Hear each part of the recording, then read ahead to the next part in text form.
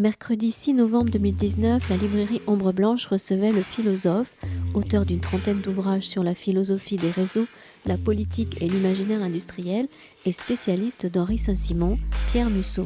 Pierre Musso y présentait ce jour-là Le temps de l'État-entreprise, Berlusconi, Trump, Macron, paru aux éditions Fayard. La rencontre était organisée en lien avec l'Institut Polytechnique de Toulouse. Bonsoir à tous et à toutes. Bonsoir Pierre Musso. J'ai fait sa connaissance il y a quelques minutes et nous avons un peu échangé. Nous avons échangé autour de ce livre dont nous allons parler ce soir, Le temps, un terme très important de le livre, Le temps de l'État-entreprise, Berlusconi, Trump, Macron, les BTM qu'on retrouvera tout au long du livre d'ailleurs. Vous étiez déjà venu, c'est votre troisième passage ici, je crois. Vous étiez déjà venu nous présenter la religion industrielle. Ça, c'est la continuité de votre travail précédent.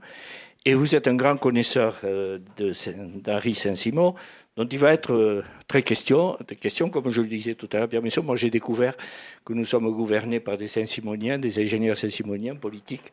Et ça a été un choc pour moi quand j'ai découvert ça, quand on se fait une idée de la modernité. Voilà, donc ce livre est très riche, très intéressant. J'espère qu'on va pouvoir parler du fond surtout.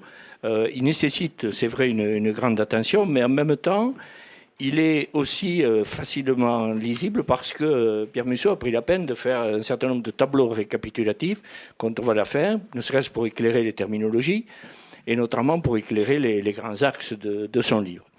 Donc c'est un livre qui mérite une attention particulière et qui prolonge, comme je l'ai dit, le premier. Alors, dès qu'on entre dans le livre, dès les premières lignes, vous prenez le soin d'éclairer vos lecteurs sur la justification du titre. C'est très important que vous avez donné à votre livre les trois personnages des questions et qui ont occupé pour certains la scène politique et médiatique. Je pense à Berlusconi, qui est un peu enroté aujourd'hui, sont un moment du politique. Ils ont en commun, leur point commun, on va en discuter, c'est comme le concept d'État-entreprise, d'être des anti-politiques, curieux pour des politiques qui sont aux commandes. Mais pour bien comprendre cela, il faut aussi identifier les mutations du politique et il convient de bien définir ce qu'on entend par ce terme que vous définissez, un art du tissage du lien qui consiste à séparer et à relier le lien d'un côté, l'institution de l'autre, la verticalité et l'horizontalité. Et bien sûr, on le voit dans votre tableau, l'idée qu'on pouvait se faire de la politique a évolué largement.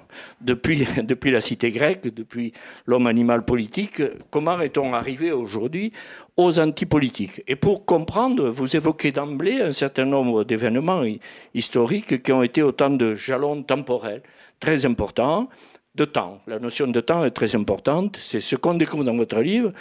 Il y a d'abord eu le temps de l'Église, bien entendu, et l'Église et l'État qui ont noué des liens étroits, État-Église, Église-État, État souverain, bien sûr, dès le XVIe, et enfin, État-entreprise auquel nous sommes arrivés aujourd'hui.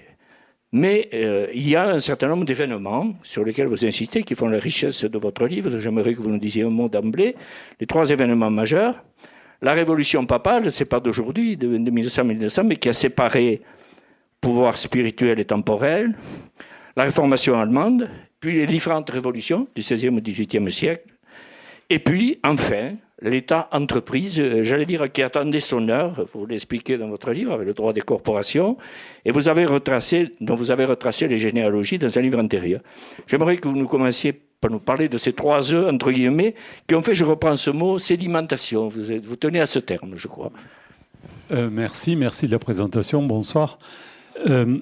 Effectivement, quand on aborde un phénomène quelconque, notamment ici le politique, il est utile à la fois de définir les concepts, vous le rappeliez, mais une façon aussi de le faire, c'est de faire la généalogie, c'est-à-dire de passer par la façon dont un concept ou une notion, en l'occurrence le politique, s'est formé, déformé, reformé, et ce qui fait l'invariant à travers les variations. Donc je crois que la généalogie est indispensable dans tout travail, disons, qui veut aborder une critique théorique d'un sujet. Alors, s'agissant du politique, je me suis appuyé, comme dans la religion industrielle, sur les travaux de Harold Berman, un historien américain, qui a publié d'abord en anglais, puis ça a été traduit en français, ça s'appelle Droit et Révolution, et qui distingue en Occident, on parle de l'Occident, là j'insiste, comme pour la religion industrielle, c'est pas, je dirais, le politique dans le monde, c'est le politique, disons, au nord de la planète, si on veut, essentiellement en Europe, aux États-Unis, mais c'est pas la vision du politique dans la plupart des autres civilisations. Donc en Occident, en Europe en particulier, 6 révolutions, dit-il, Harold Berman, et je partage cette analyse. La première, la plus importante, la révolution grégorienne ou papale, qui a lieu en gros entre 1075, donc fin du XIe siècle, et puis le XIIe siècle. Le début du XIIe siècle est tout à fait important pour comprendre quoi que ce soit à ce qui nous arrive en Europe. Et évidemment, c'est enseigné à peu près nulle part. Et première révolution grégorienne, c'est quoi cette révolution grégorienne? C'est le pape Grégoire VII. Mais c'est surtout la division et la hiérarchisation du pouvoir spirituel et du pouvoir temporel entre le pape et l'empereur. À partir de cette révolution grégorienne, vont naître, je reprends une formule d'un autre auteur, Pierre Legendre, 2 produits dérivés en termes d'institutions, qui sont d'une part l'État, l'État-nation, qui va commencer à se développer au XIIe, XIIIe siècle, si on suit aussi Jacques Le Goff ou d'autres historiens, et simultanément l'entreprise. Et ça, on le sait moins, y compris d'ailleurs à Toulouse, sous la forme de la société par action des Moulins du Bazacle, mais aussi à Venise ou dans d'autres endroits. Donc simultanément, 2 produits dérivés de cette révolution grégorienne qui va être, c'est une formule aussi de Berman, le Big Bang de la vision du monde de l'Occident moderne, si vous voulez, enfin, après le XIe siècle. Et la deuxième révolution, pour continuer de Berman, c'est effectivement la réformation allemande, la réforme, et qui, elle est en 1517, comme vous savez, le manifeste de Luther, mais il faut savoir qu'en 1516, donc c'est pratiquement simultané, on a le grand texte de Machiavel, Le Prince, il est de 1500, dans lequel est introduite la notion d'État au sens, c'est même le premier mot du prince, lo Stato, puisque jusque-là, État voulait dire État d'une chose, avec un petit E minuscule, si vous voulez. Et tout d'un coup, l'État avec un grand E entre en scène, si je puis dire. Il rentre en scène parce qu'il a commencé à conquérir son autonomie, non sans difficulté, par rapport à l'Église. Donc, suite directe de la réforme grégorienne, mais qui a quand même pris 3 siècles.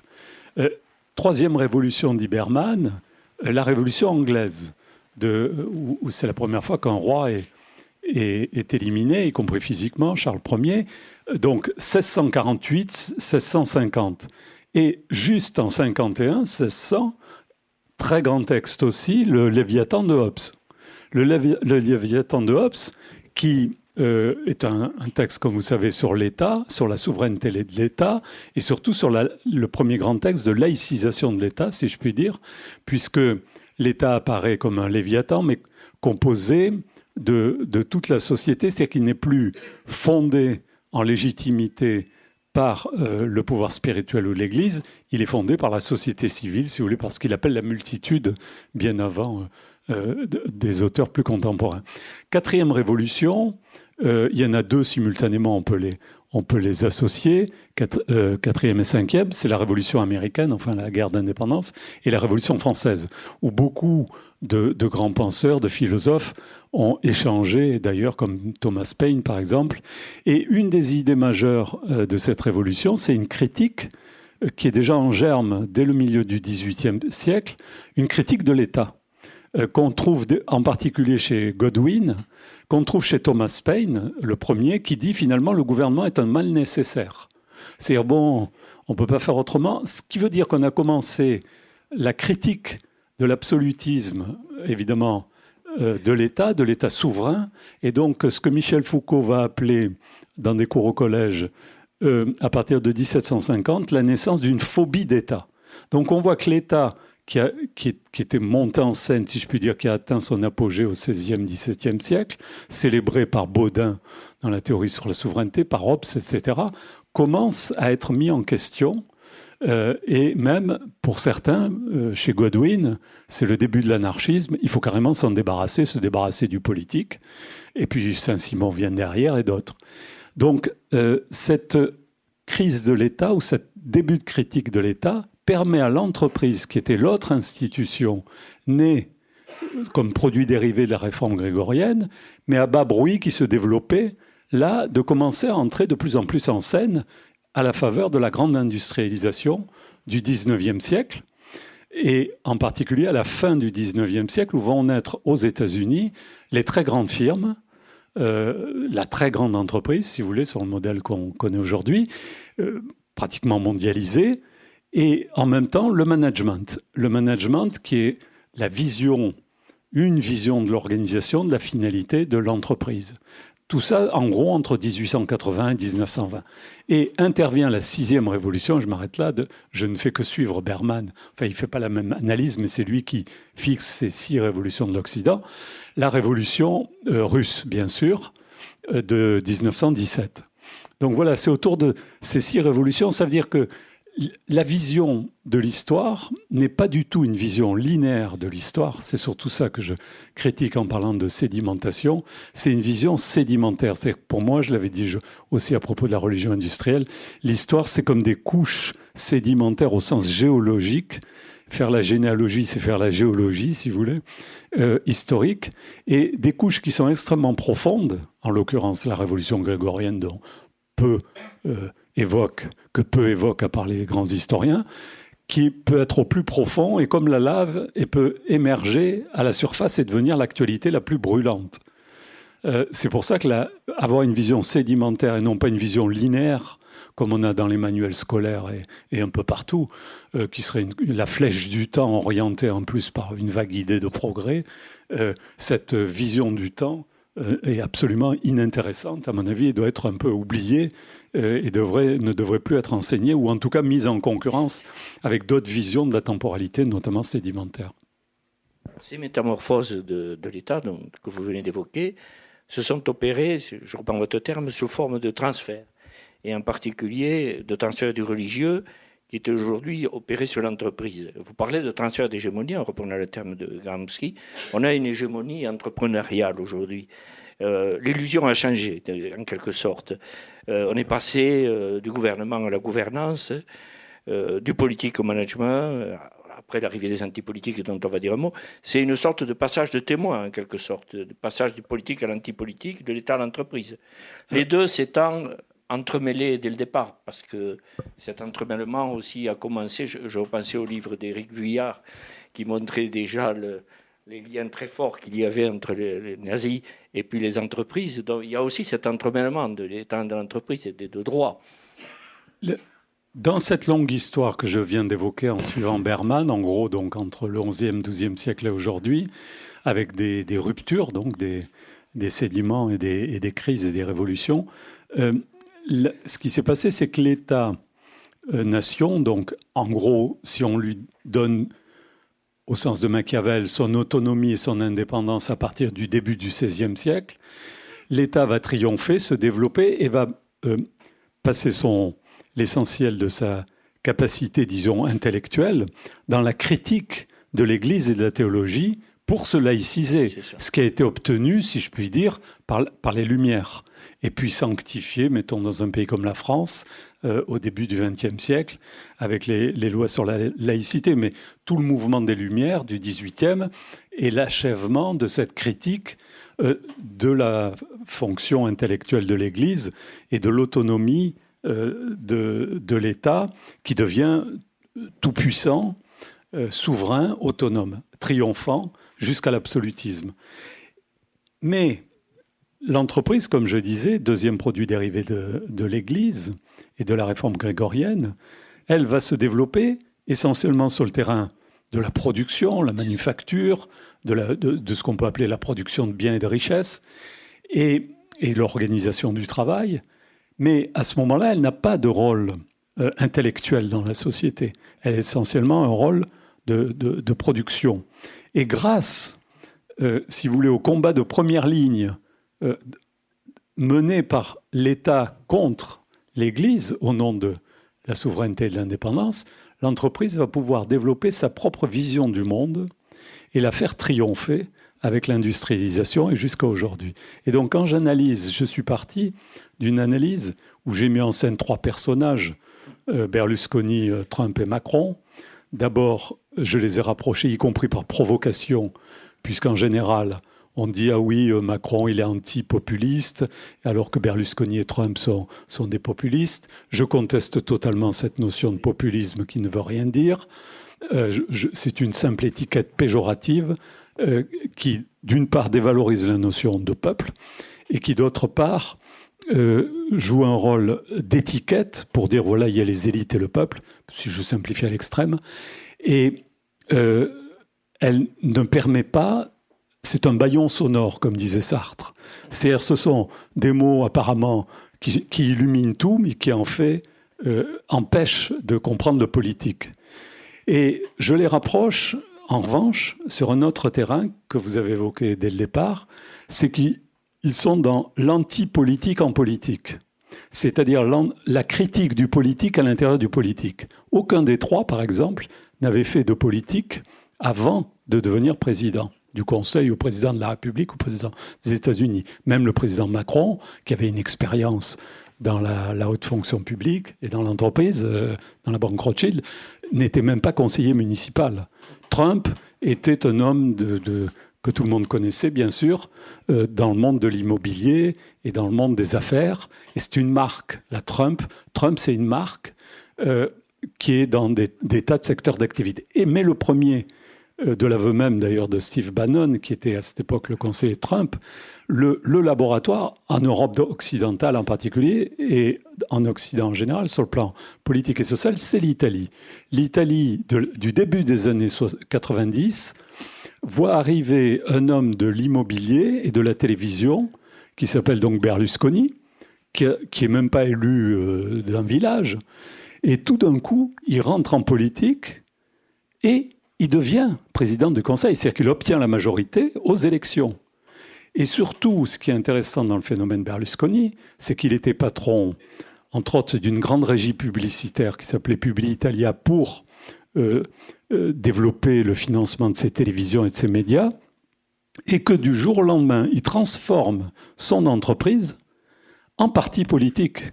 Du jour au lendemain, Publi-Italia devient Forza Italia.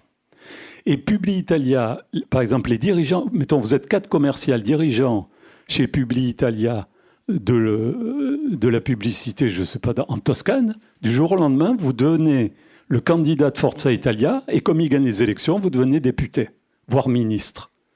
Donc là, on a l'exemple typique de l'entreprise qui devient parti politique directement, et même État. Et Berlusconi lui-même va dire, moi je suis... président entrepreneur. C'est même un de ses slogans dans ses campagnes électorales. Président entrepreneur. Et l'Italie, c'est une entreprise. Et donc, je vends une marque, qui est la marque Forza Italia. Berlusconi, évidemment, il incarne la marque. Et à partir de ça, donc, il va être 3 fois élu et 3 fois battu. Donc, c'est pas lié simplement au fait qu'il possède des médias. 3 fois élu et 3 fois battu comme président du Conseil. Et c'est celui qui... après, dans l'après-guerre de la péninsule, a eu la plus longue durée au pouvoir en Italie, beaucoup plus que les autres. En gros, il est resté 9 ans et demi comme président du Conseil. Trump a un profil très proche, évidemment dans un contexte très différent, les États-Unis d'aujourd'hui, et puis un modèle institutionnel et juridique et autres très différent, mais dans lequel il va... en fait, transférer l'imaginaire, je vais le dire comme ça, du monde de l'entreprise et des affaires dans le champ politique. Et c'est ça qui, pour moi, m'a permis d'éclairer, de voir cette notion d'État-entreprise, c'est que c'est un transfert d'imaginaire. De l'imaginaire de l'entreprise, qui est un imaginaire, je dirais aujourd'hui, dominé par le management, à importer ou exporter dans le champ politique et dans le champ de l'État. Et donc le président, à ce moment-là, le président ou le dirigeant, considère l'État comme une entreprise et va importer le management, évidemment, dans toutes les administrations, services, enfin on a 1000 exemples, tous ici y compris moi à l'université, où vous me parliez des hôpitaux ou des tas d'autres secteurs, le management comme New Public Management dans le secteur de l'État. Et donc, le président devient finalement celui qui, dans le champ politique, apporte l'anti-politique ou l'autre politique. C'est pour ça que je parle d'apolitique en politique comme point clé. Et c'est vrai qu'ils peuvent plaider pour la nouveauté, ce qu'ils ont tous fait. Nous sommes des hommes nouveaux. Nous avons créé un parti rapidement. Ça a été le cas de Macron avec En Marche, Berlusconi, je vous disais, avec sa régie publicitaire, ou Trump qui était à la marge des conservateurs. Et non seulement nous sommes nouveaux, mais nous allons apporter, et c'est ça une des clés à mon avis, nous allons apporter dans le champ politique ce que les politiques traditionnels, entre guillemets, le vieux monde par exemple, ne sait pas faire. C'est-à-dire quoi? L'efficacité. C'est-à-dire tous les politiques ont échoué, ou n'ont pas réussi comme on souhaitait, peu importe. Et nous qui sommes des hommes d'entreprise, au moins nous savons ce qu'est l'efficacité, le résultat, etc. Nous savons manager, nous savons diriger, nous savons avoir des résultats. Et vous pouvez prendre, par exemple, dans le discours d'Emmanuel Macron, un des termes qui revient en permanence. Prenez n'importe quel discours, vous retrouverez le terme efficacité. La grande différence, c'est que nous allons être efficaces. Non seulement nous sommes en marche, mais ça va marcher. Donc, cette idée, elle est présente chez Berlusconi, elle est présente chez Trump, bien sûr, mais à d'autres, parce qu'il y a eu un Berlusconi tunisien, un Berlusconi roumain, bref. Donc, le berlusconisme est très intéressant à analyser de ce point de vue-là, parce qu'il a fait un double apport aux politiques. D'une part, il a amené la culture du management et de l'entreprise, mais d'autre part, il a amené l'imaginaire de la télévision, qui est le grand média populaire, et en particulier de la télé-réalité.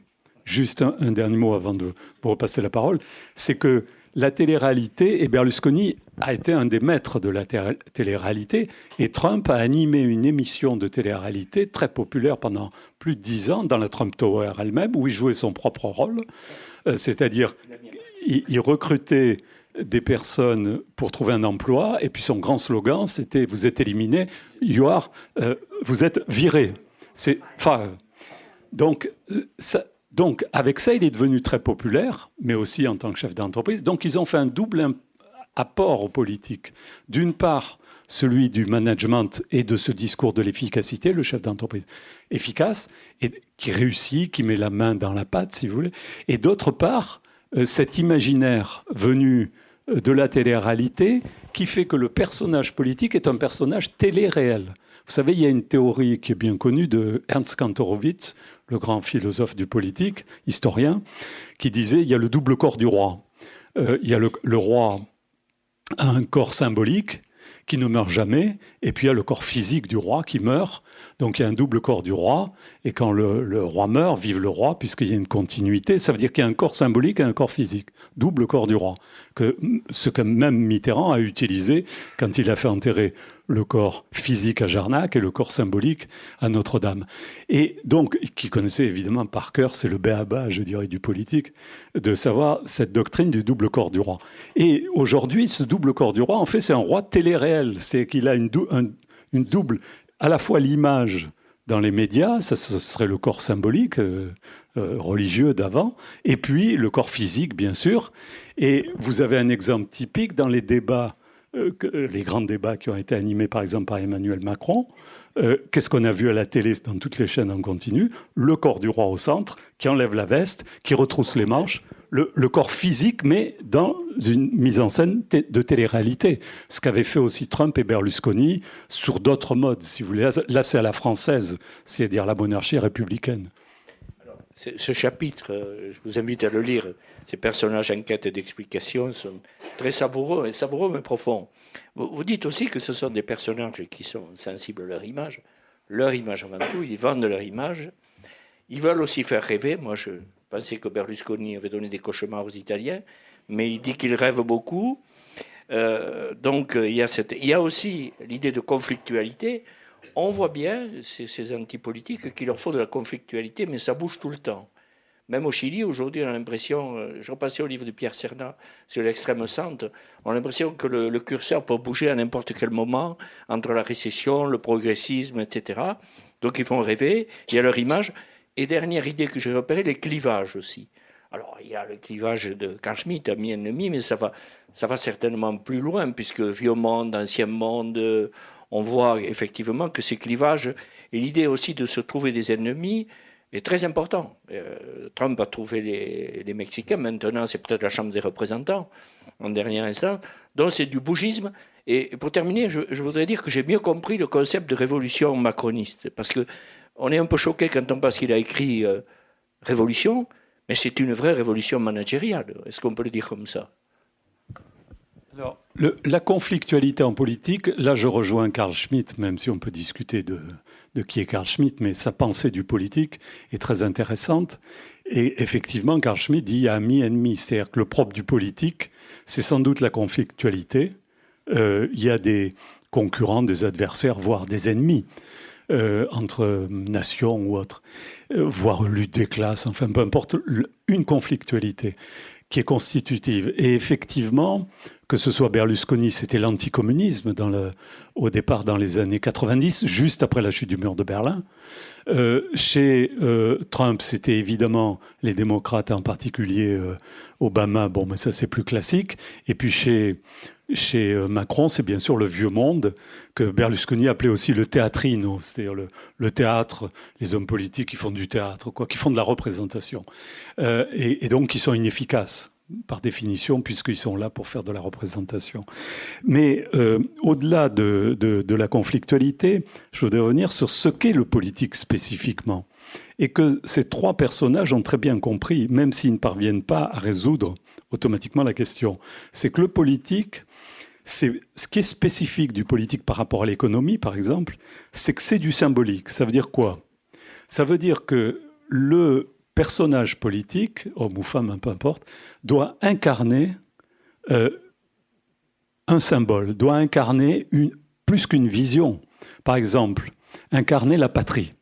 Le soldat, je vous donne un autre exemple, le résistant meurt pour la patrie. C'est-à-dire, c'est le pourquoi du vivre ou mourir. C'est le pourquoi. Dans le symbolique se joue la question du sens, de la signification. Et le politique, son rôle propre, c'est d'incarner cette abstraction qu'on va appeler la patrie, le roi, Dieu, bien sûr, le Christ roi. Et donc, il incarne, comme je vais vous donner un autre exemple, il est le messager, si vous voulez, de ce symbole. C'est ça la fonction propre du politique. C'est pas d'être simplement de l'économie ou de la gestion. Un député, qu'est-ce que c'est ? C'est quelqu'un qui incarne, mettons en France, la nation, c'est de façon indistincte, et en même temps, il représente son territoire et les électeurs de sa circonscription. Donc, il est intermédiaire entre le symbolique, si vous voulez, la nation, qu'est-ce que c'est ? C'est une abstraction. Personne n'a rencontré la nation. Vous pouvez la rencontrer que incarnée, soit à travers des responsables des députés, soit à travers le drapeau.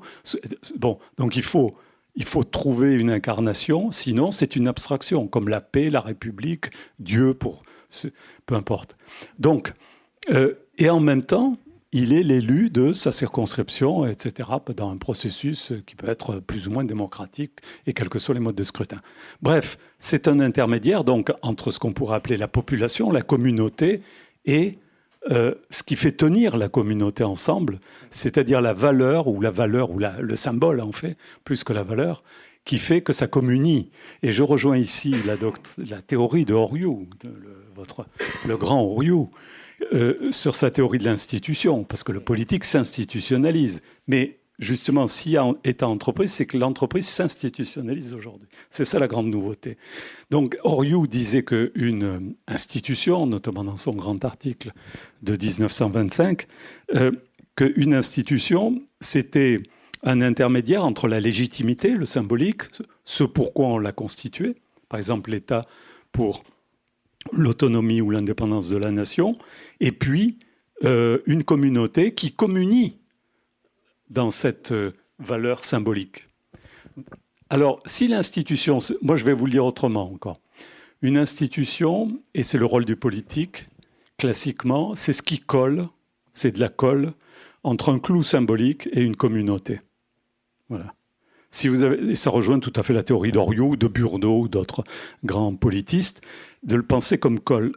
Macron, par exemple, a très bien identifié, dès qu'il est arrivé, il a dit « je vais faire une présidence jupitérienne ». Il a fait la grande mise en scène que tout le monde a vue au Louvre avec la pyramide de Paye, etc. Donc, retour de Bonaparte, Napoléon, je ne sais pas qui. Bon, donc, il a très bien identifié, il l'a dit, lui, il manque au peuple français, depuis qu'ils ont zigouillé le roi en 93, il manque une dimension symbolique aux politiques. Donc, il a très bien compris que le politique, c'était d'abord du symbolique. Sauf qu'aujourd'hui, ça ne peut plus marcher. C'est ça le problème, c'est que le politique se désymbolise. Pourquoi ? Parce que l'État aussi, l'État et politique sont liés depuis au moins donc le XIIIe, XIVe siècle. L'État a perdu, et c'est la crise profonde du politique, bien au-delà des personnages évoqués, c'est une crise profonde de la représentation politique, qui a été mise au jour d'ailleurs en France dans des tas de mouvements récents. Il y a une crise profonde de la représentation politique, parce que le politique n'incarne plus, ou ne parvient plus, même s'il le souhaite, à incarner d'autres valeurs que celles de l'État-entreprise. Pourquoi ? Et je finis là-dessus. L'entreprise prend de plus en plus un rôle symbolique. Elle devient une institution, la grande entreprise. Par exemple, Trump, c'est avec la marque mondiale, etc. C'est pas que de la pub et tout ça. Ça veut dire que l'entreprise, la grande entreprise, rentre de plus en plus dans le champ de la société et dans le champ politique. Par exemple, déjà, la responsabilité sociale et environnementale, la vision du management, qui concerne aujourd'hui toute la société, pas simplement l'État, mais même la gestion individuelle de chacun dans sa logique de performance personnelle ou d'anti-performance, peu importe, de gestion quantitative de son temps, de ses relations, etc. Donc le management est devenu une sorte de dogme transversal dans les sociétés occidentales. Donc l'entreprise a pris un rôle intellectuel, hégémonique au sens de Gramsci, qui aujourd'hui vient colmater les brèches de l'État en crise. Parce que c'est ça le grand phénomène. C'est que l'État est entré en crise profonde. Et pour moi, les 2 points de l'État-nation est rentré en crise profonde dans de nombreux pays, y compris allant jusqu'à l'État à la poubelle, hein, je veux dire en Irak ou en Grèce. Et il y a une hiérarchie des États qui se fait de plus en plus à l'échelle internationale en fonction de la capacité à avoir des grandes entreprises relais, en Europe on dit des champions ou autres, qui viennent accompagner ou qui viennent soutenir cet État. Donc l'entreprise, ce n'est pas simplement une question économique, c'est que l'entreprise aujourd'hui prend un rôle culturel, au sens fort du terme, c'est-à-dire de production de connaissances, d'imaginaire, au-delà de ce qu'on entend ordinairement. Par exemple, les GAFAM, évidemment, sont très puissantes, Google, Amazon, Facebook et Apple et Microsoft. Tout le monde en parle parce que bon, tout le monde va faire sa prière à la Silicon Valley. Et donc, les GAFAM, au-delà de leur puissance économique, bien sûr, et technologique, qui est très grande et boursière, ont une capacité aujourd'hui à être l'équivalent, voire plus que des États. Et d'ailleurs, des Zuckerberg ou des Bezos ou Jobs, avant qu'ils meurent, ou Tim Cook aujourd'hui, sont reçus comme des chefs d'État. Même plus qu'un chef d'État étranger. Et par exemple, le Danemark a désigné un ambassadeur à la Silicon Valley. L'État du Danemark a un ambassadeur, c'est-à-dire qui considère la Silicon Valley comme un État. Donc, on voit bien, et Bertrand Badi insiste beaucoup là-dessus dans tous ses textes, sur cette crise des États-nations. Alors moi, je ne parle pas de fin de l'État. Je parle de transfert culturel, d'hégémonie culturelle entre l'État et l'entreprise, c'est-à-dire l'entreprise apportant à l'État des béquilles au moment où l'État se défait, se délabre, et on vit, de mon point de vue, cette phase intermédiaire de transition peut-être entre je ne sais pas quoi, entre ce qu'on a vécu et ce qui va advenir, d'un État-entreprise. Donc c'est un moment historique qu'on ne peut percevoir que sur la longue durée. Et c'est pour ça que je critique la notion de populisme. Tout ça pour moi, ça va pour faire les plateaux de de LCI ou de BFM. Mais, bon, donc il n'y a rien à penser. Mais si vous allez en profondeur sur la crise du politique aujourd'hui, il faut voir la généalogie sur longue durée. Et l'acmé de la crise de l'État, pour moi, était à deux moments clés. Après la Seconde Guerre mondiale, parce qu'on a connu deux grandes guerres mondiales où les États se sont transformés non seulement en États en guerre, mais on a eu le sommet de la barbarie, de l'autoritarisme et de la barbarie. On ne pouvait pas faire pire, si je puis dire.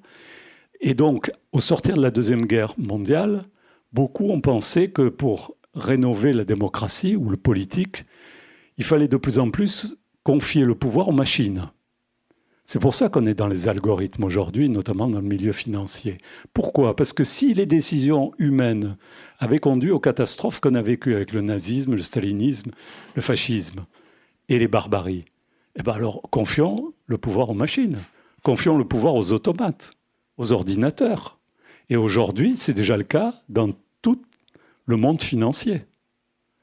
Toute la finance qui dirige l'économie vit avec des algorithmes et par des algorithmes. Par exemple, la justice aujourd'hui, elle n'est pas simplement prise par le management, mais vous pouvez mettre, c'est déjà fait, vous mettez toutes les données sur les procès qui ont été faits, vous engagez un contentieux, vous n'avez même plus besoin d'avocat, on vous dit, voilà, à 99%, quelle sera la réponse du tribunal en fonction du contentieux. Donc vous pouvez automatiser.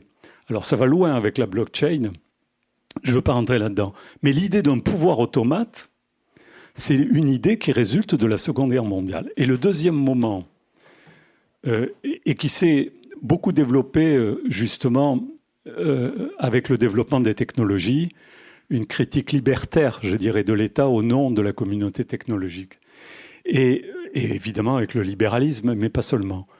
Et le deuxième moment très fort de critique de l'État, c'est la chute du mur de Berlin. Puisque à l'échelle des populations, c'était non seulement la fin des deux blocs, mais c'était aussi l'idée que l'État ne pouvait pas tout, ne devait pas tout contrôler. C'était une variante néo-stalinienne ou ce qu'on veut. Et donc, les populations se sont aussi révoltées contre l'État. Et je vois de plus en plus dans les mouvements sociaux contemporains, le Chili que vous citiez, les gilets jaunes que nous vivons en France, c'est tourné contre l'État, centralement. J'ai eu un débat avec les gilets jaunes là-dessus. L'entreprise est à l'abri, si je puis dire, paradoxalement. Donc, et même dans l'État, le chef de l'État. Ce qui peut avoir un effet paradoxal, même si je suis très sympathique à l'égard du mouvement des gilets jaunes, ce qui peut avoir un effet paradoxal de survaloriser justement le rôle du chef de l'exécutif, et d'ailleurs il l'a largement utilisé à mon avis.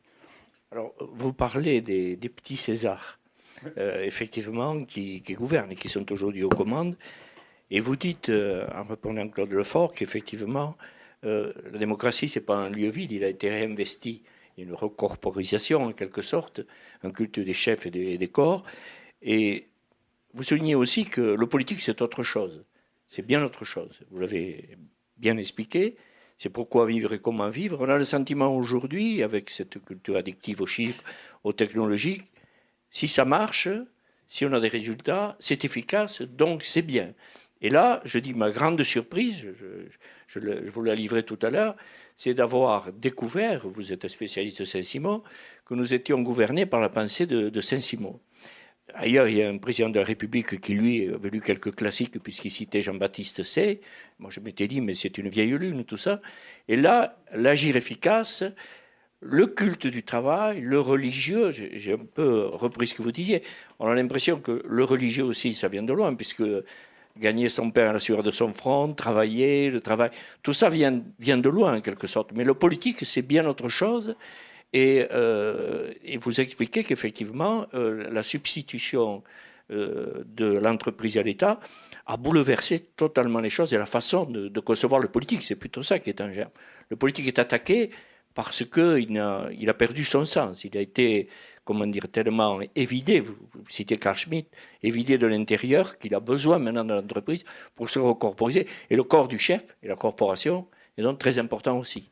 Alors, le corps du chef est central. On l'a bien vu, par exemple, chez Trump et Berlusconi. L'obsession capillaire pendant les campagnes électorales est un exemple tout simple, où je citais tout à l'heure la mise en scène d'Emmanuel Macron devant les télés dans les débats. Mais je pourrais en citer mille. Et le corps du chef est central. Pourquoi? Mais ce n'est pas le corps du chef au sens classique du pouvoir autoritaire. C'est une affaire très importante parce que si le politique, c'est le symbolique, si vous avez à peu près suivi le début que je disais tout à l'heure, ça veut dire qu'il faut incarner. Il faut incarner et celui qui a insisté là-dessus, c'est Hobbes dans le Léviathan, c'est que l'incarnation, qui était évidemment le grand mystère, le point clé de l'aboutissement de la réforme grégorienne, puisque la réforme grégorienne qui commence en 1075, en gros on peut dire qu'elle se clôt en 1215 avec le quatrième concile de Latran, qui reconnaît l'Eucharistie et l'incarnation comme le point clé. Le point clé, ça veut dire quoi l'incarnation? Ça veut dire que l'homme est produit de Dieu, mais il est comme Dieu et que Dieu s'est fait homme. En une seule et même personne, c'est-à-dire dans le Christ, il y a à la fois l'homme et le Dieu, en une seule personne.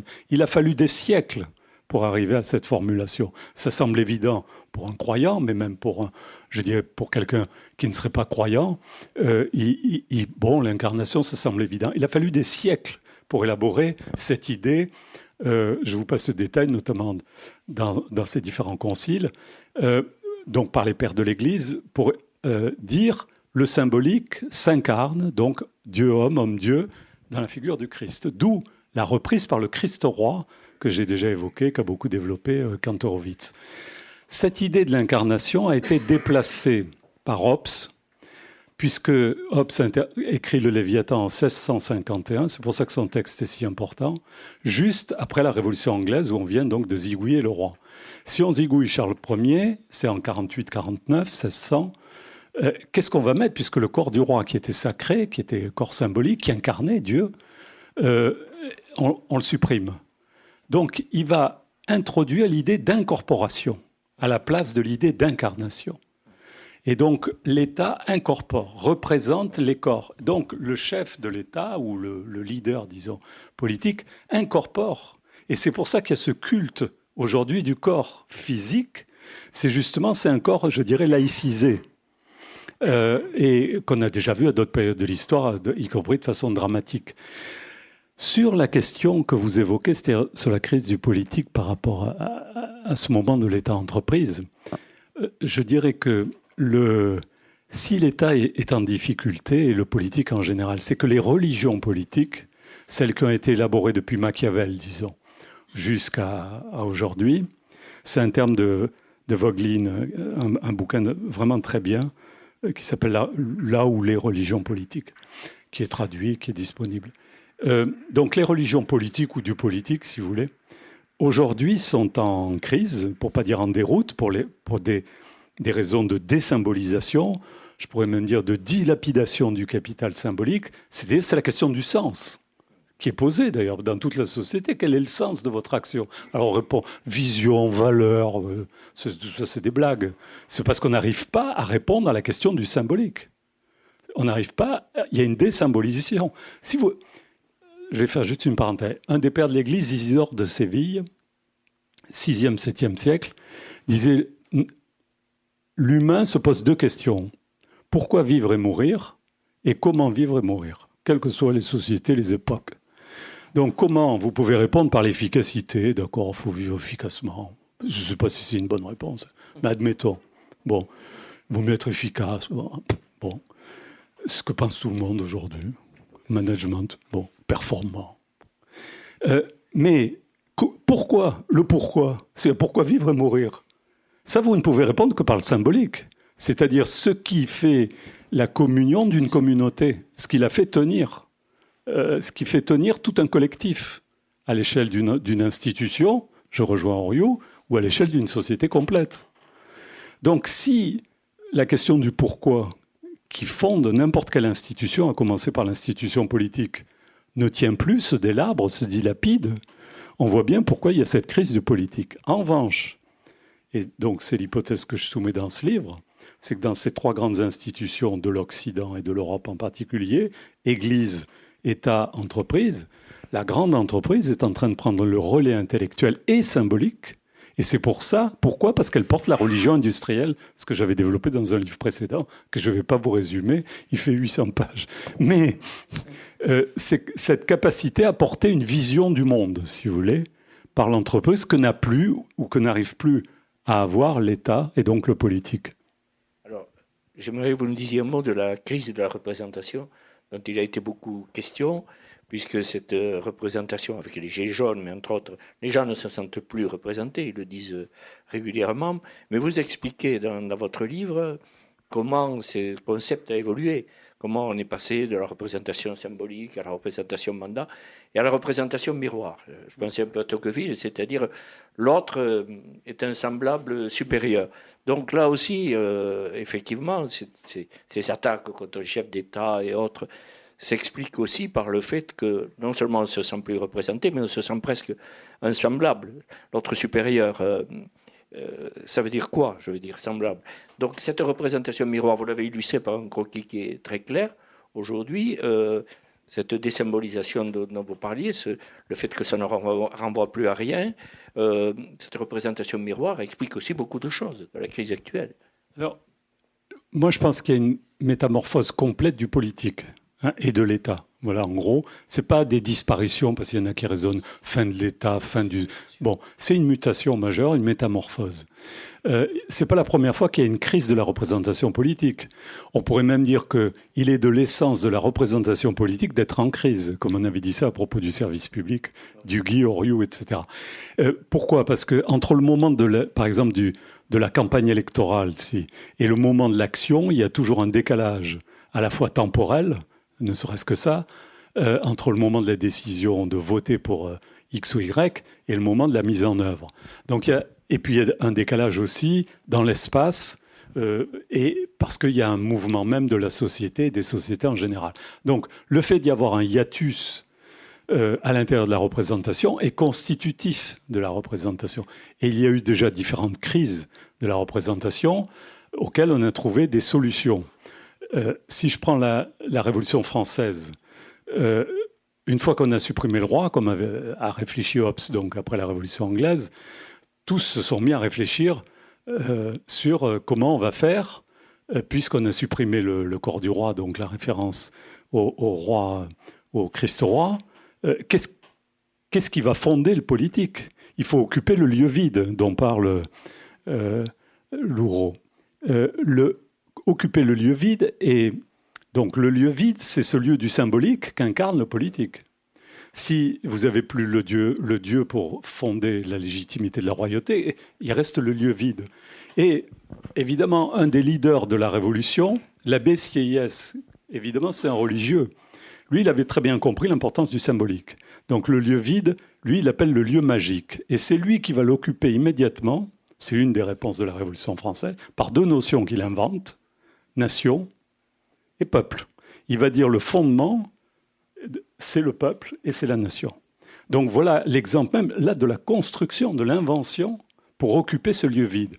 Alors on peut dire, c'est aussi l'analyse que fait Loureau, c'est de dire, mais ce lieu vide finalement ce sera le lieu de l'espace démocratique, c'est-à-dire de la conflictualité démocratique. C'est-à-dire le lieu restera vide. Mais dans ce vide sera occupé par la conflictualité démocratique. Voilà. À la fin du 19e, il y a eu une autre crise de la représentation très importante. La réponse a été apportée par les partis politiques. Donc, on a trouvé à différents moments où, par exemple, l'élargissement du collège électoral a été une réponse à différentes époques, au 19e pour sortir du sens électoral, ou au 20e en élargissant après-guerre à toutes les personnes majeures, à commencer par les femmes. Donc, il y a eu des réponses. Aujourd'hui, le problème, c'est que cette crise de la représentation politique est beaucoup plus profonde, parce qu'elle porte sur l'identité même de ce qu'est la représentation politique. Ce n'est pas simplement une histoire de scrutin, d'alliance, de je ne sais pas quoi, d'inventer des nouveaux partis, etc. C'est plus profond, parce que la représentation est donc ternaire. Communauté, représentant et symboles représentés. Qu'est-ce qu'ils incarnent? Le représentant, je vous ai dit, le député est un médiateur entre ce qui doit être représenté, incarné ou incorporé plutôt, et puis la communauté, la collectivité, la société.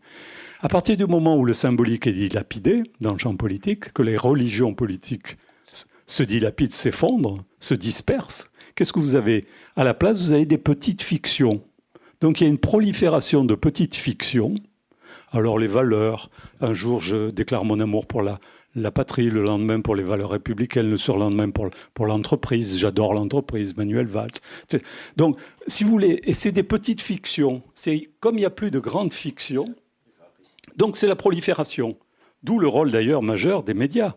C'est que la production des fictions, les fabricants de fiction, les spécialistes de fiction, savent les faire. Donc, par exemple, les blockbusters, j'ai cité ce matin dans une conf d'Hollywood, produisent à longueur de journée, les blockbusters américains ou les séries américaines, qui sont de très bonne qualité, produisent à longueur de journée des petites fictions dont on s'empare pour bricoler le politique, pour faire comme il peut. Alors, il y a des symbolisations. À ce moment-là, il y a crise des religions politiques et de la représentation, parce que finalement, ne pouvant incarner, le politique est obligé de surincorporer. Et donc, plutôt que de parler de désincorporation, comme on a parlé après la Révolution, puisqu'on avait supprimé le corps du roi, aujourd'hui, on est dans la surincorporation. Donc, la mise en scène excessive du corps du chef, dans tous les pays et sous différentes formes. Et ça va très loin. Pour m'amuser, j'ai parlé de l'obsession capillaire, mais c'est un travail énorme qui est fait sur le corps du chef, dans une vision qui est le miroir. Puisque, alors je vous le dis encore autrement, la représentation, elle fonctionne comme incarnation ou incorporation et comme représentation. Ça veut dire à la fois comme miroir de la communauté, il faut que nous nous reconnaissions dans le représentant que nous désignons ou qui est désigné si ce n'est pas par un vote démocratique, et en même temps, il faut qu'il soit représentant, incarnant une valeur. Représentation que beaucoup ont appelée transitive et réflexive. Alors, le chef, non seulement met en scène son corps, mais se met même en miroir avec la communauté. Il faut que je ressemble, et il faut que je sois égal et supérieur, puisque je suis quand même le représentant, à la communauté que je représente. D'où le triomphe du selfie. Je vais donc faire un selfie, il passe Macron ou Tartampion, je vais faire un selfie. C'est-à-dire je suis dans une relation en miroir. Et on voit que dans le miroir survalorisé, c'est la dimension de la représentation réflexive qui l'emporte, et plus du tout l'autre dimension, qui était celle de l'incarnation et de l'incorporation, du lieu vide, c'est-à-dire du symbolique. D'où l'incapacité, malgré ses déclarations, je disais, d'être Jupiter. Il peut annoncer « je suis Jupiter », il peut annoncer « je suis Dieu », je suis tout ce que vous voulez, lui ou un autre. Je prends notre président comme prétexte, si vous voulez. Ce n'est plus possible. Ce n'est plus possible. Parce qu'ils ne peuvent plus bricoler que des petites fictions. Ils ne peuvent plus bricoler des grands moments de réorganisation du symbolique. La dernière fois qu'on a pu faire ça, si je puis dire, c'est De Gaulle en France. Pourquoi ? Parce que De Gaulle était... la patrie était plus qu'en danger, elle était occupée. Et De Gaulle, pratiquement tout seul, enfin un peu bien entouré quand même, à Londres, dit « mais la France n'est pas sur le territoire français, la France est à Londres ». Donc ça, c'est une grande opération symbolique, c'est-à-dire de dire « moi, j'incarne la vraie France, la France éternelle, etc. » même si je suis juste à Londres avec une petite équipe. Alors que tous ceux qui sont sur le territoire avec l'administration et tout, eux, c'est pas la vraie France. Ça c'est des moments, effectivement, mais il y en a très peu dans l'histoire. Soit c'est les guerres, soit c'est les révolutions. C'est pour ça que j'évoquais avec Harold Berman les 6 grandes révolutions. Il y a des moments comme ça de réorganisation. Mais ils sont assez rares à l'échelle de l'histoire. Alors vous parlez de transfert de sacralité et vous parlez de christianisme industriel. J'aimerais que vous nous en disiez un mot, que vous le développiez un peu, parce que l'idée de christianiser l'industrie est effectivement est un peu étonnante, mais vous faites beaucoup de citations sur le culte du travail en particulier, qui pourraient peut-être expliquer la brutalisation, je reprends le terme actuel, de tous ceux qui ne sont pas dans les clous, les chômeurs, on a le sentiment qu'effectivement, tout part de là, de cette façon de voir les choses. Je ne crois pas que je parle de christianisme industriel, mais effectivement, dans la religion industrielle, et c'est chez Saint-Simon et les Saint-Simoniens que vous avez évoqué, un des derniers textes de Saint-Simon de 1825 s'appelle « Le nouveau christianisme ». Pourquoi ? Parce qu'il fallait, après la Révolution, et Chateaubriand l'avait dit, maintenant qu'on a supprimé le christianisme, qu'est-ce qui va le remplacer ? Ça, c'est la grande énigme. En 1797, Chateaubriand lance ça. Alors tout le monde va essayer d'inventer des nouvelles religions laïques, si vous voulez. Donc ça a été toutes les idées qu'on a appelées socialistes ou libérales, quelles que soient les variantes, ou anarchistes ou autres, qui ont été des façons de réinventer des religions terrestres, des religions laïques, si je puis dire. Donc sans le Dieu transcendant.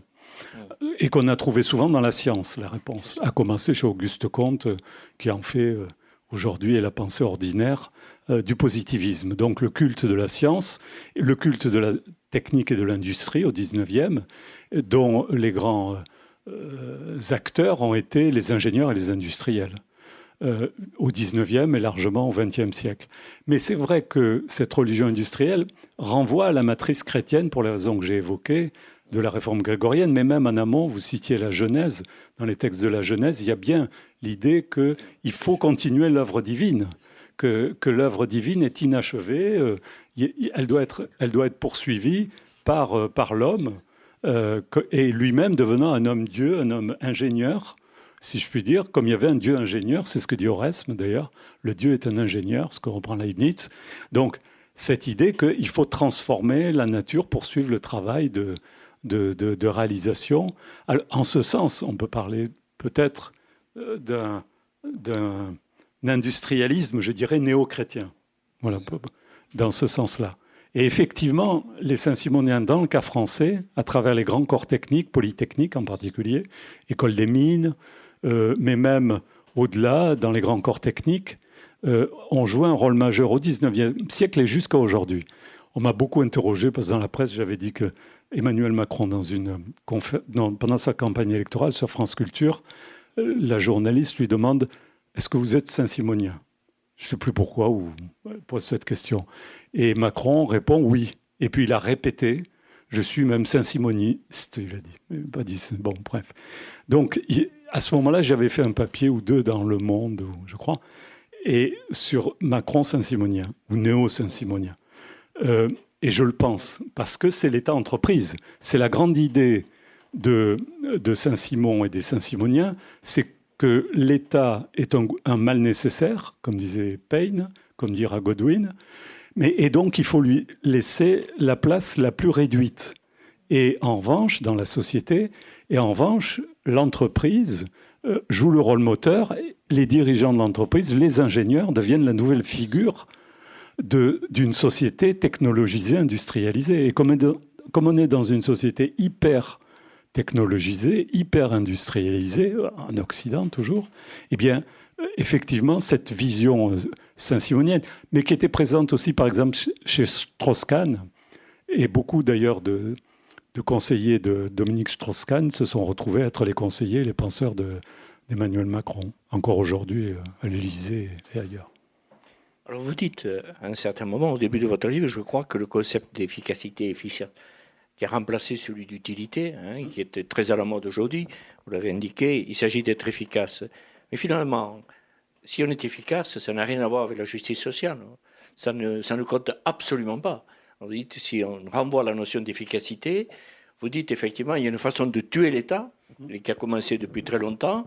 C'est d'abord commencer de l'auto-limiter, vous l'avez indiqué très tôt, puisque même de Lénine, Proudhon, ennemi de l'État, mais aussi de dire, bon, mais combien ça coûte et à quoi il sert. Donc effectivement, c'est une façon aussi de le délégitimer. Tout à fait. Moi, je dirais que l'utilité et l'efficacité sont des notions, ce sont des dissolvants du politique. C'est la meilleure façon de dissoudre le politique. Pourquoi ?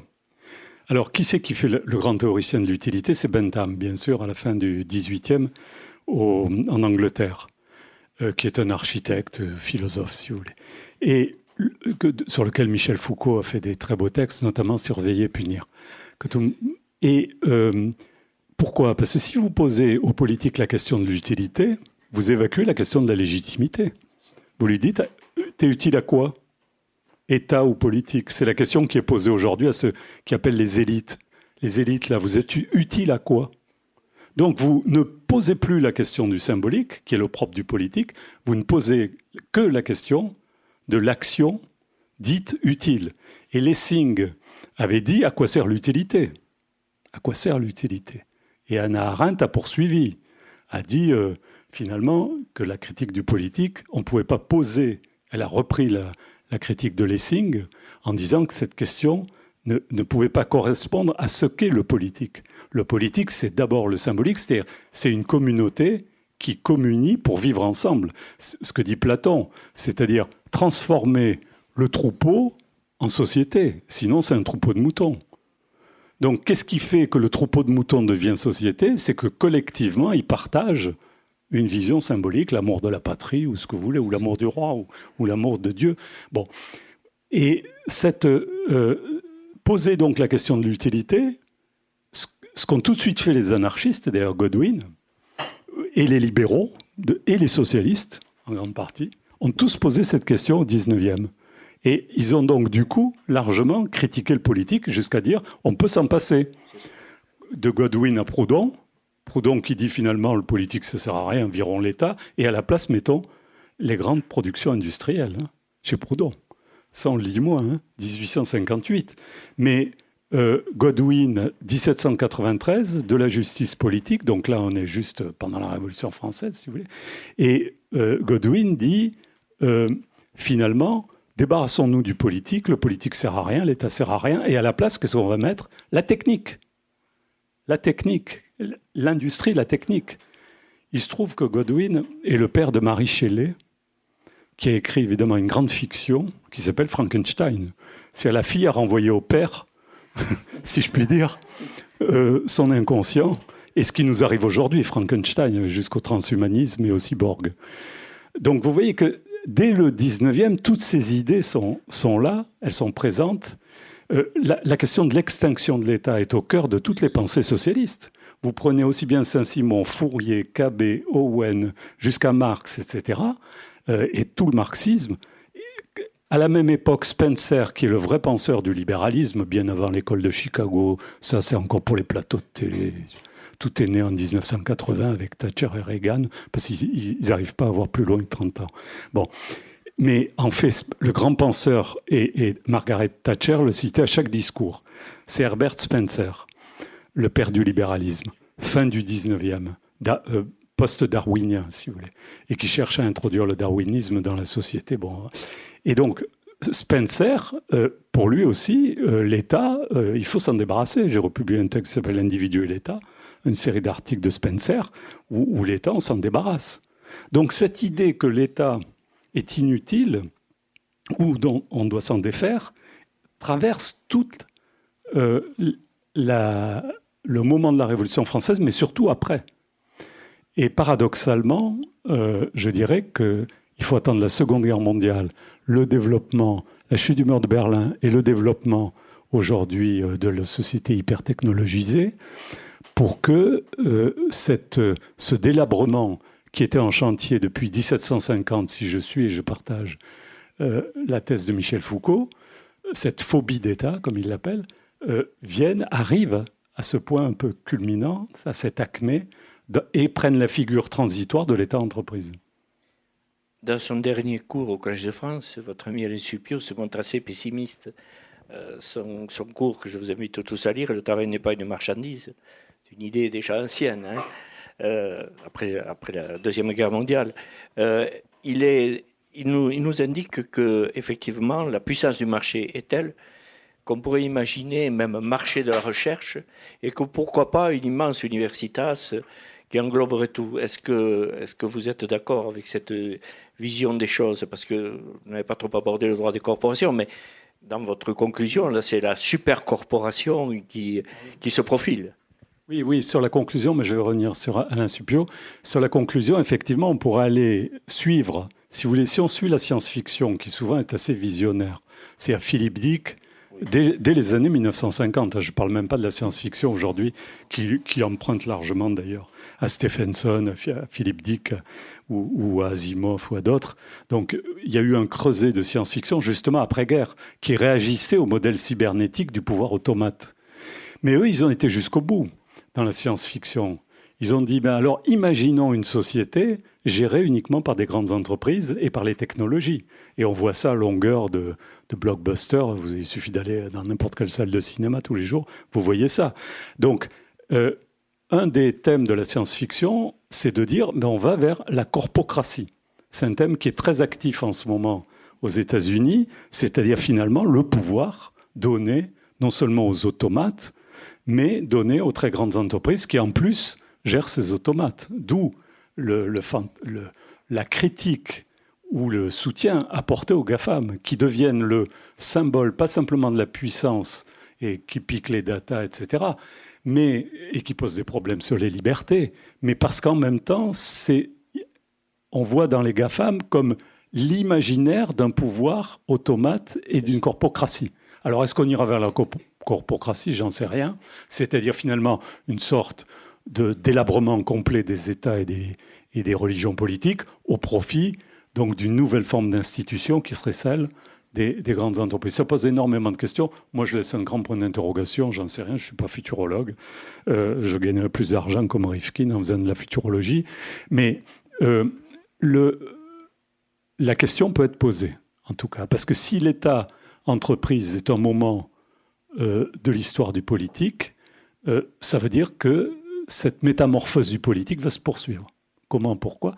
Alors, ce que dit Suppiot, et je partage beaucoup, il a repris, parce qu'il a beaucoup travaillé avec l'OIT, l'Organisation internationale du travail, c'est un spécialiste du droit du travail au départ, qui est devenu anthropologue du droit, et je vous recommande notamment La gouvernance par les nombres, son bouquin, où Suppiot dit qu'il n'est pas le seul, parce que c'était le discours de l'OIT au terme de la Première Guerre mondiale et au terme de la Seconde Guerre mondiale.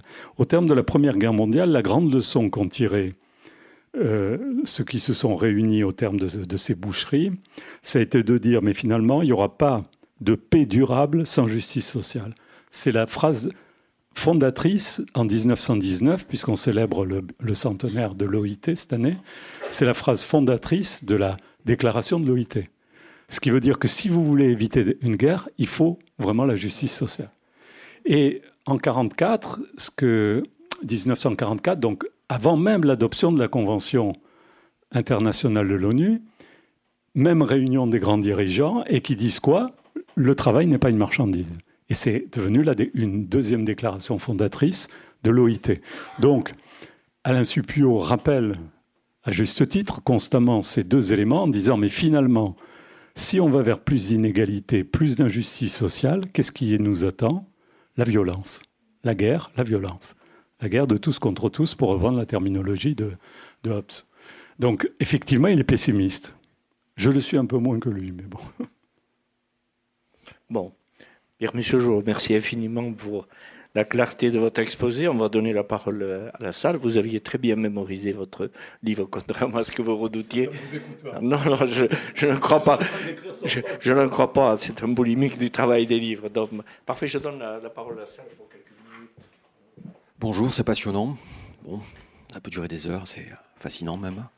Ça donne une grille de lecture à beaucoup de choses. Alors, vous parlez de la disparition de l'État sacré, au profit de l'entreprise qui fabrique de l'imaginaire, qui fabrique des solutions, des pseudo-solutions, qui respire le fascisme aussi, on le sent, c'est pas de la SF, c'est de la réalité, parce que le pouvoir du coup appartient à quelques-uns.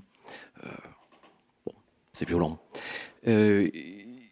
Qu'en est-il de la religion religieuse ? Parce que si on décapite le roi, si on cherche, comme en France, si une entité en remplace une autre, donc l'entreprise qui remplace l'État, qu'en est-il de la place de la vraie religion, de la croyance là-dedans ? Est-ce que ça joue un rôle ? Est-ce que ça va remplacer l'entreprise ? Ça joue comment ? Si je suis d'accord avec vous, on pourrait dire, pour simplifier, il y a 3 grandes institutions en Occident, l'Église, ou les églises, puisqu'il y a eu la réforme bien sûr, les États et les entreprises. Toutes trois tiennent par un clou, si on reprend l'image que j'évoquais de Platon, tiennent par un clou qui est une croyance collective qu'on peut appeler, moi je préfère cette formule de Paul Valéry qui parle d'architecture fiduciaire, du mot fides qui veut dire foi, donc une foi partagée qui fait communauté, qui fait tenir une collectivité. Évidemment, les religions traditionnelles, judéo-chrétiennes ou d'autres, ont toujours toute leur place. Il y a par exemple 1,5 milliard, je crois, de catholiques dans le monde. C'est quand même une institution majeure. Où les autres religions de l'islam, ou même hors monothéisme, ont encore aujourd'hui un rôle majeur et peut-être croissant. À cause, pourquoi ? Affaiblissement des religions politiques liées à l'État, aux États, ou intégration directement, selon les cultures, du politique dans le religieux, dans les théocraties.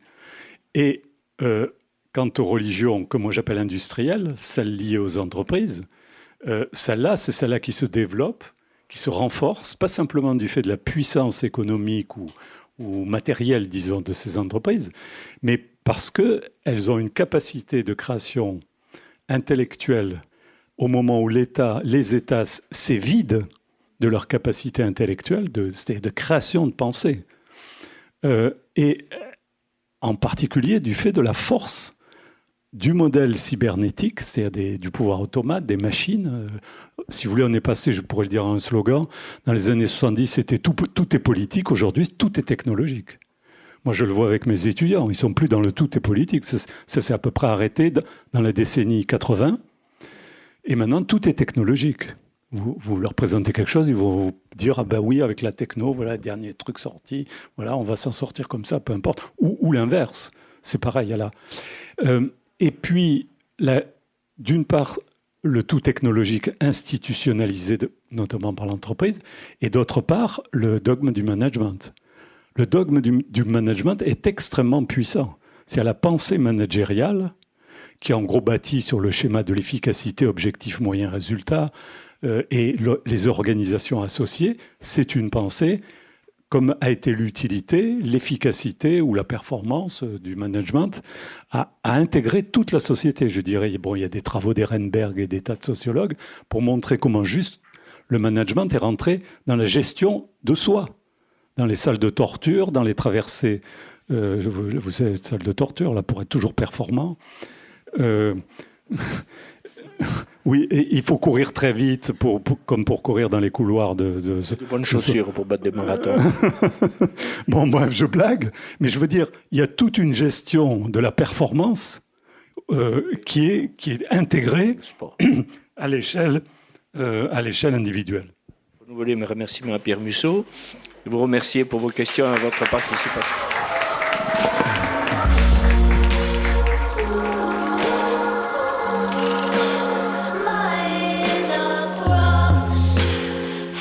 C'était Pierre Musso, auteur de l'ouvrage « Le temps de l'État-entreprise, Berlusconi, Trump, Macron » aux éditions Fayard, lors d'une rencontre organisée avec l'Institut Polytechnique de Toulouse et enregistrée le 6 novembre 2019 à la librairie Ombre Blanche.